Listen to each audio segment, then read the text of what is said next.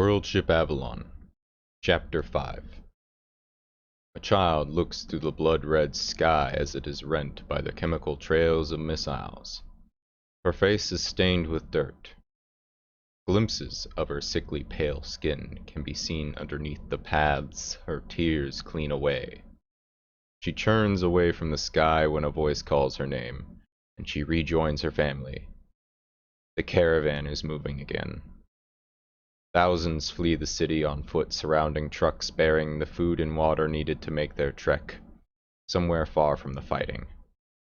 The child doesn't understand why there is fighting. All she knows is that her mother and father have promised her that things would be better after they left the city. She hoped that things would get better soon. Over the last several weeks, Gus had found himself thrown face first into the fleet's service. The first half of his day was taken up by grueling physical training. During the first few days, this had composed primarily of loading hydroponics onto shuttles for transport to the planet. Once that had been completed, the real physical training started. The Saratoga was considered a carrier cruiser, which essentially meant it was a huge ship and had quite a few support facilities. As part of those support facilities, there were 2 gyms adjusted to 1.2 Earth normal gravity, instead of the rest of the ship's Earth normal gravity. These gyms rapidly became like a second home to all of the recruits. They ran, lifted weights, and learned hand-to-hand in their physical training each day. In addition to training the body, Gus and the other recruits were thrown into training their minds. Gus's time was shared between 2 professions, electronic warfare and electronics repair. As it turned out, there was more than a bit of overlap. While electronic warfare spent a lot more time on the software side of things, the knowledge he was gaining from the electronics repair training was also applicable. However, they didn't just learn about human tech.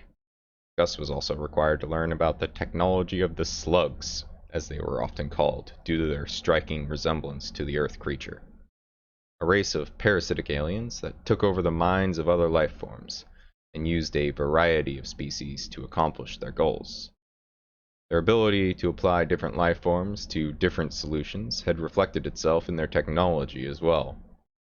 Much of their technology leaned towards biological solutions, or mechanical imitations of nature. Fortunately for Gus and his other electronic warfare trainees, this actually made things easier. Because of this more biological approach, the slugs had created ships where every system was interlinked with no thought to security.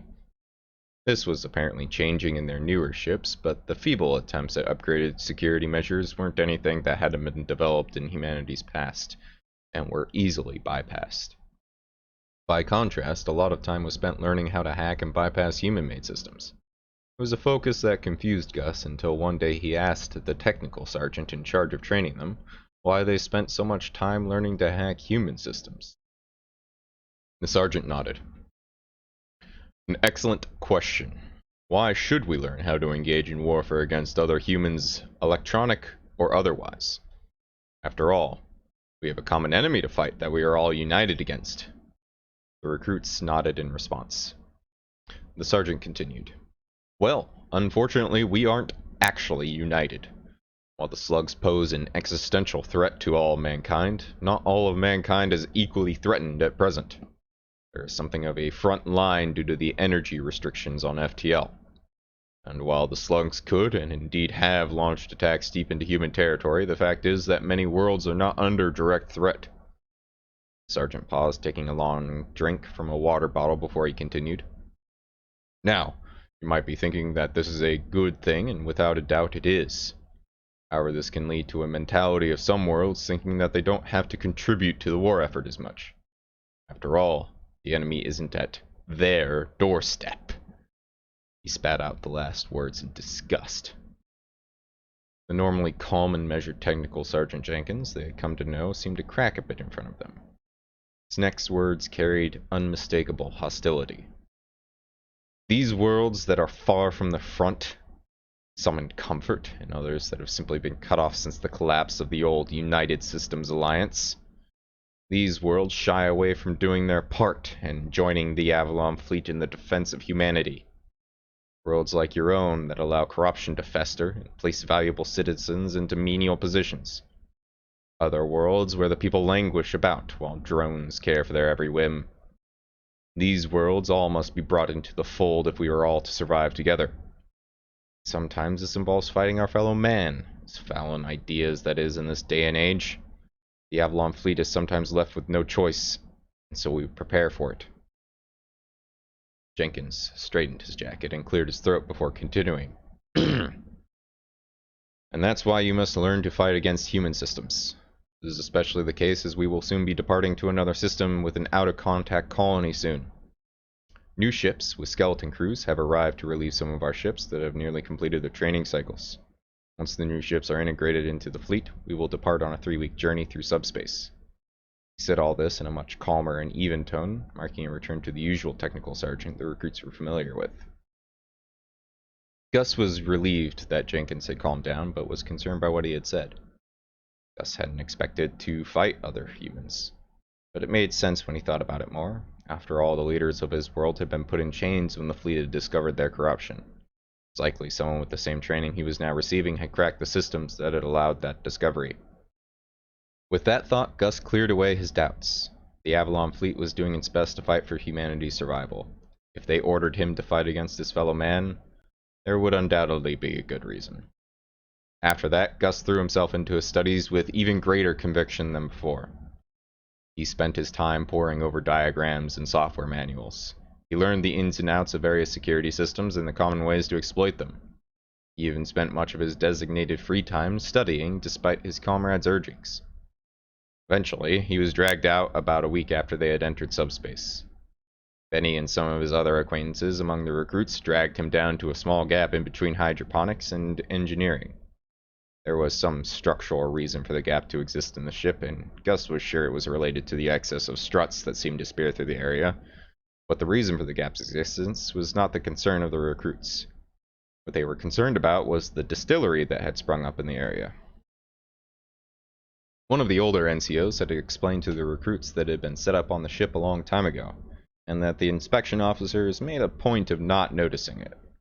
Pretty much every ship had one, and while it wasn't exactly in line with regulations, it was generally considered a good idea to just let the crews have them. It was an easy way to help maintain morale and required no real effort on the part of the command structure.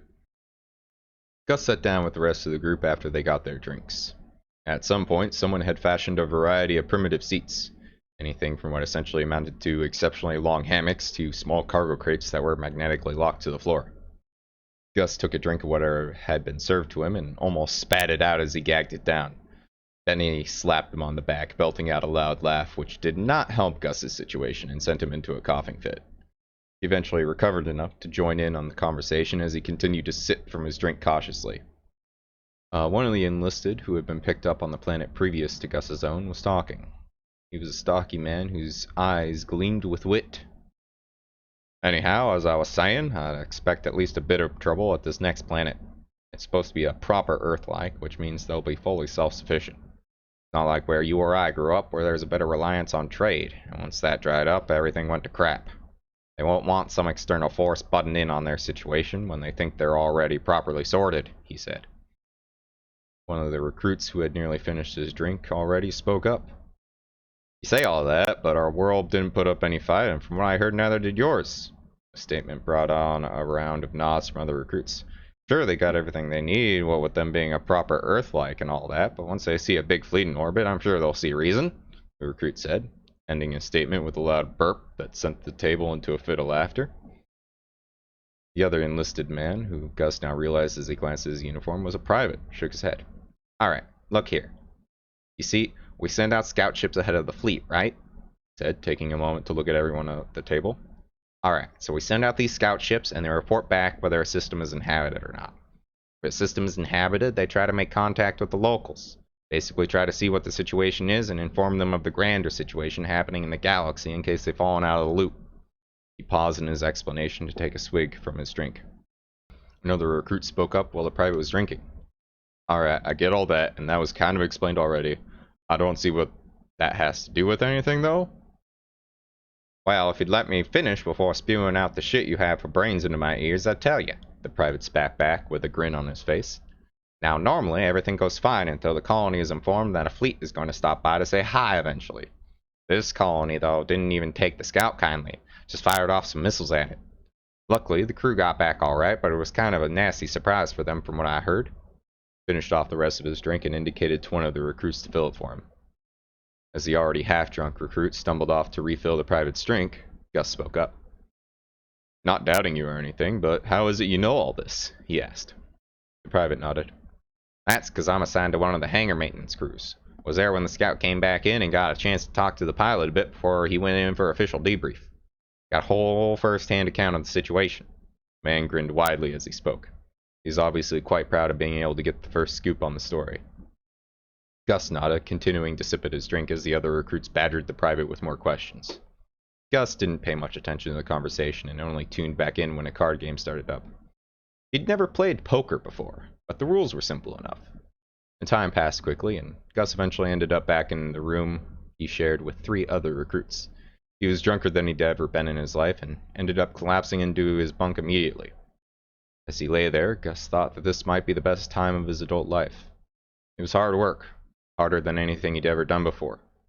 But at least now his life had a purpose beyond mining ore deep below the earth. Quickly drifted off to sleep with a smile on his face. If you enjoyed this chapter, please hit that like button and let me know why you enjoyed it down in the comments below. If you aren't subscribed already, please hit that button so you can stay up to date with the latest entries. I hope you enjoyed, and I'll see you next time.